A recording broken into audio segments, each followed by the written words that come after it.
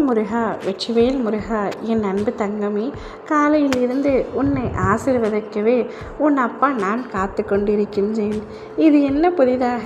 எப்பொழுதும் நான் தானே ஆசி வாங்க உங்களை தேடி வருவேன். இப்பொழுது எதற்காக நீங்கள் எனக்காக காத்து கொண்டிருக்கிறீர்கள் என்று கேட்கின்றாயா? அனைத்திற்கும் காரணம் உண்டு தங்கமே.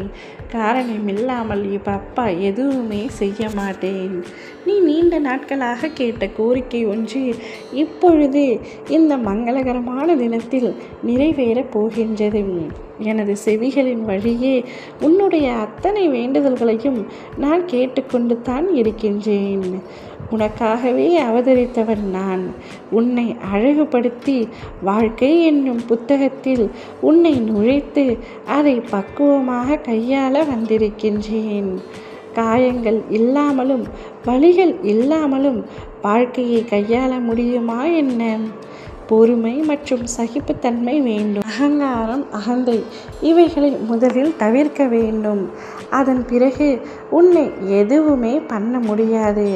உன்னுடைய வாழ்க்கை என்னும் சக்கரத்தில் அனைத்தையும் எதிர்நோக்க சந்திக்க தயாராக இரு தங்கமே. இந்த வாழ்க்கையில் எதுவுமே நிரந்தரமல்ல. எல்லாமே மாயை. ஒரு நாள் உனக்கு, மற்றொரு நாள் வேறொருவருக்கு.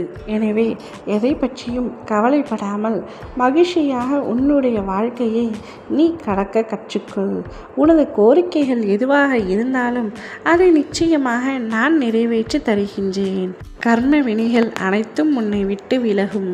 கடன் தொல்லைகள் நீங்கும். வரவேண்டியது நிச்சயம் உன்னிடம் வந்து சேரும்.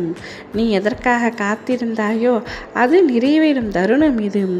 நீ விரும்பிய வாழ்க்கையை, விரும்பிய வேலையை, இவை அனைத்தையும் எனது பரிபூரண ஆசீர்வாதத்தாலும் அருளாலும் உனக்கு கிடைக்கப் போகின்றது. நீ உன்னுடைய வாழ்க்கையில் கொடி கட்டி பறக்கப் போகின்றாய். நீ எல்லோருக்கும் எல்லாம் செய்யும் அளவிற்கு உன்னை சிறப்பாக வாழ வைக்கப் போகின்றேன். நான் இருக்கும் பொழுது கடுகளவும் கலங்காதே தங்கமே. உன்னை எவரிடத்திலும் நான் விட்டு கொடுக்க மாட்டேன். எந்த நேரத்திலும் உன்னை நான் கைவிட மாட்டேன். நீ போகும் பாதையில் மிக மோசமான மிருகங்கள் வரலாம், மனிதர்கள் வரலாம். அவர்களை கண்டு நீ அஞ்சாதே.